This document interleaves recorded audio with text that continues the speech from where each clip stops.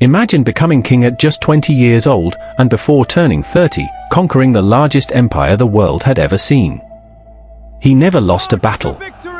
He marched across deserts, mountains, and rivers, defeating armies that often outnumbered his own.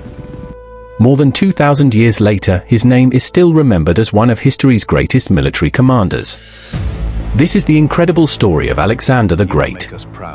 Alexander was born in 356 BC in the ancient kingdom of Macedon, located just north of Greece. His father, King Philip II, transformed Macedon into a powerful military kingdom, while his mother, Queen Olympias, believed her son was destined for greatness. From an early age, Alexander showed extraordinary intelligence and courage. One famous story tells how, at just 12 years old, he tamed a wild horse named Bucephalus after realizing it was frightened by its own shadow. Amazed, his father declared, "My son, seek a kingdom worthy of yourself. Macedon is too small for you."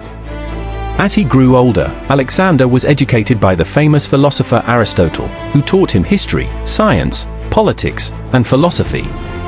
But while he studied great ideas, he also trained relentlessly for war, preparing for a future that would change the world. Everything changed in 336 BC when King Philip II was assassinated. At only 20 years old, Alexander became king. Many believed the young ruler would quickly lose his father's empire. Instead, he acted with incredible speed. He crushed rebellions across Greece and united the Greek city-states under his command. With his kingdom secure, Alexander turned his attention toward the greatest prize of all, the mighty Persian Empire. In 334 BC, Alexander crossed the Hellespont into Asia with an army of around 40,000 soldiers. Though vastly outnumbered by Persian forces, he trusted his leadership and the discipline of his army. His first major victory came at the Battle of the Granicus River, where he defeated the Persia governors and opened the gates of Asia Minor. Soon after came the Battle of Issus, where Alexander faced King Darius III, ruler of the Persian Empire itself. Despite commanding a much smaller force, Alexander launched a bold attack directly toward Darius. The Persian king fled the battlefield, leaving his army in chaos.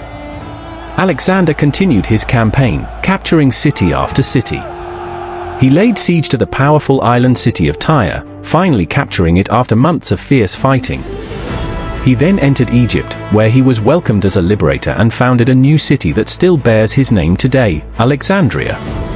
The final and greatest battle came in 331 BC at Gaugamela. Darius assembled a massive army, complete with war chariots and thousands of soldiers, hoping to destroy Alexander once and for all. But Alexander's brilliant tactics shattered the Persian lines.